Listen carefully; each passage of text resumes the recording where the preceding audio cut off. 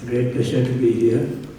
And I apologize, first of all, that even though I speak Tamil, I'm not able to make a proper speech in Tamil in a proper, a formal gathering like this. Therefore, I would hope my friend Devan would provide a kind of a summary at the end of this small and brief presentation that I'm expecting to share with you some thoughts. I represent the group of journalists who are living in exile, Journalists for Democracy in Sri Lanka. And also I represent Mr. Viraj Mendis and Professor Jude Lal Fernando, who are working as International Human Rights Association in Bremen in Germany. So unfortunately, both of them are not able to come due to different reasons. And I will try to keep my presentation or sharing my thoughts brief as possible because of the translation issues as well. So I think one of the interesting things, one of the important things that I want to tell, why do we think that Shah's book matters? Why do we think it matters? In my opinion, I think gathering information, organizing that information in a properly structured manner is not an easy task. And the book that Shah has written basically fulfill an important gap to make sure that the coming generations would know what history means for the Tamils, what history of the Sri Lankan state means for the Tamils. So in that sense, I think gathering information is a mechanical or technical thing, but presenting it in a way that contextualizes the history is what matters. And the book exactly does that.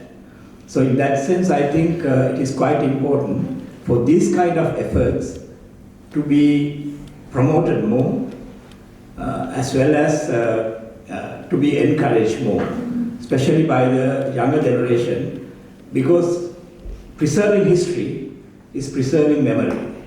And preserving memory is actually the preserving legacies of those who have died generations after generations since the 1970s, 80s, 90s and 2000s. And hundreds and thousands of people who were massacred by the Sri Lankan state with the aid of regional and global powers, and who are still continuing the business as usual. So in that sense, I think we all should appreciate, not a simple appreciation, not a simple commendation, but deep gratitude towards Shah's effort to document this important history. And documenting the history is the fundamental and the prime and the preliminary step to preserve the memory. And without memory, I think the struggle will be lost forever. And the memory, preserving memory, is the first act to resist power, to resist oppression, to resist all kind of discrimination and genocidal, continuing genocidal process. And having said that, I would like to share some of the thoughts that I think which is quite important in this occasion. Now, there had been an important event in 2013. It started in 2010 January with the doubling session of the People's Tribunal on Sri Lanka, which actually looked into the accusation or the allegations of crimes against humanity and war crimes against the Sri Lankan state. And this important tribunal took place in Dublin, Ireland in January 2010. And at the end of the tribunal, the panel of judges concluded that the Sri Lankan state is guilty of committing war crimes and crimes against humanity against the Tamil people who lived in Tamil. And the second session of this important process, which started in Dublin, continued in 2013 December, when we conducted the People's Tribunal in Sri Lanka which looked into the allegation or the accusation of genocide that has been raised against the Sri Lankan state. An eminent panel of judges looked into the allegations, went through quite a lot of documents, and also listened to important survivors and witnesses who came before the tribunal and said what the Tamils had been through and why the Sri Lankan government should be held accountable and accountable for committing genocide against the Tamil people. And as a result of this tribunal, after 3-day session, the panel of judges, which was led by an important person called Professor Daniel Fernstein, who was the head of International Association of Genocide Scholars, which is the most important academic body or the scholarly body which looked into the allegations of genocide throughout the world, concluded that the Sri Lankan state is actually is responsible for committing genocide against the Tamil people. And the third, in the line of these sessions, the third session of this tribunal was held in a couple of years later in Berlin, which looked into the aspect of international complicity and which countries should be held responsible for facilitating the Sri Lankan state to continue or to commit this genocide and also to continue the genocidal process against the Tamils, which basically held the governments of United States of America and government of United Kingdom, and also to some extent the government of India should be held responsible for committing and facilitating, not committing but facilitating, and also covering up the genocide and the crime of genocide against the Tamil people. Now these 3 sessions actually was organized outside the United Nations or outside any official legal body which basically represented the will of the people who want justice when injustices are committed all around the world. So People's Tribunal on Sri Lanka was actually conducted by a permanent institution based in Rome, which is known as Permanent People's Tribunal, which was started in the early 70s actually. And Tatsha's book is a continuation of this effort in a way, because it basically emphasized the importance of preserving this memory and taking forward the allegations and documenting the crimes that have been committed against the Tamil people throughout decades actually. And when we say genocide, we need to understand we are not talking about a single incident, and we are not talking about an isolated event that happened in the past. Genocide is always need to be understood as a process which started at some point in time and then continues. And there's a certain climaxes or certain culmination points, which we saw, for example, in 2009 in Mullawaikal, which needs to be understood as a kind of culmination point of this genocidal process. And then it did not stop there. It did not stop at Mullawaikal. Mullawaikal represents an important moment of this genocidal process, because that particular moment, the particular incident that we call as Mullawaikal, is the moment that hundreds and thousands of people were massacred in a matter of months, which started, at least, let's say, for the sake of analysis, we can say it started in September 2008, when the international aid agencies were ordered to leave the war zone.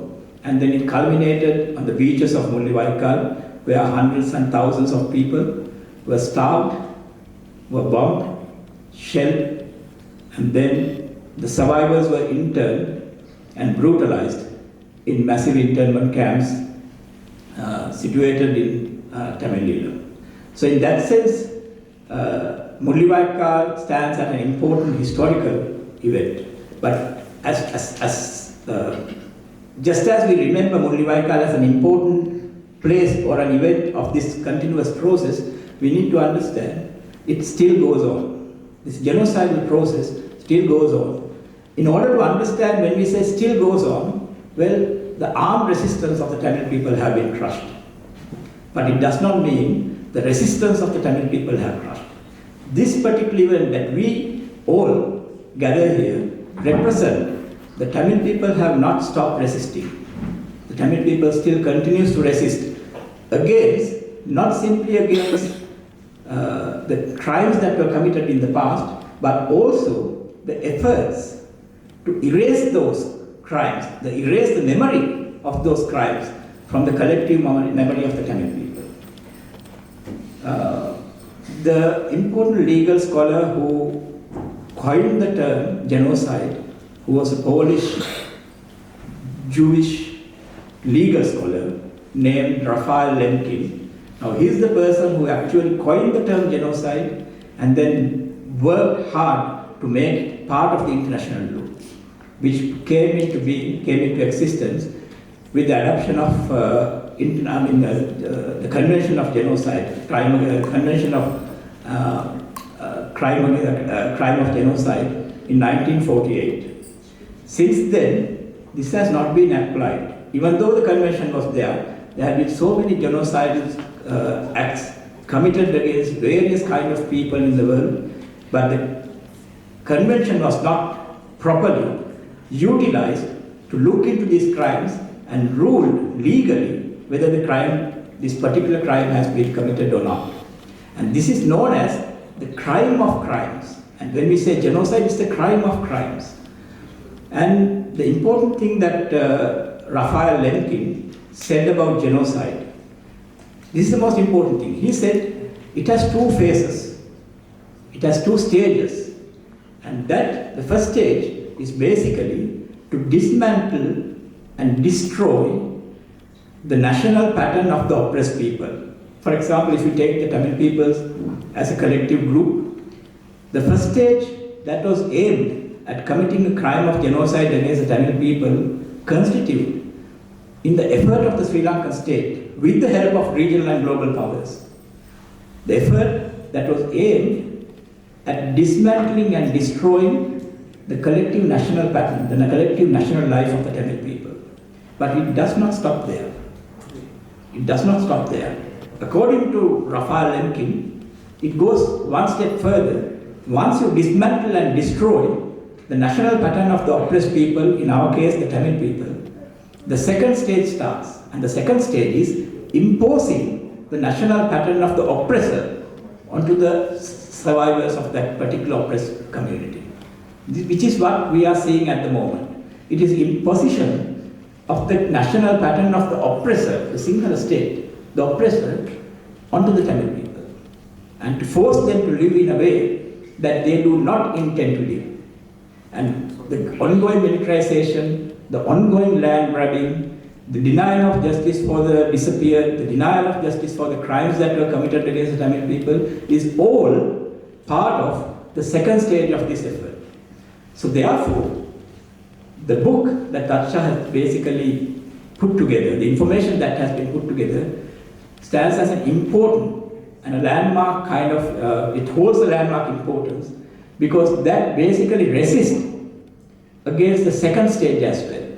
The second stage, once you destroy the national pattern of a certain community, the second stage is to impose the national pattern of the oppressor onto the survivors.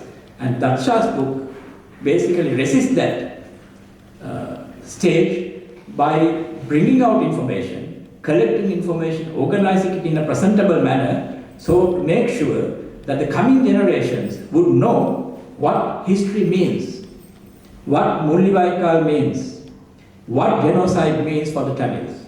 So in that sense, I think this event is not simply a book launch event, but this event is a part of the resistance, part of the collective resistance of the Tamil people to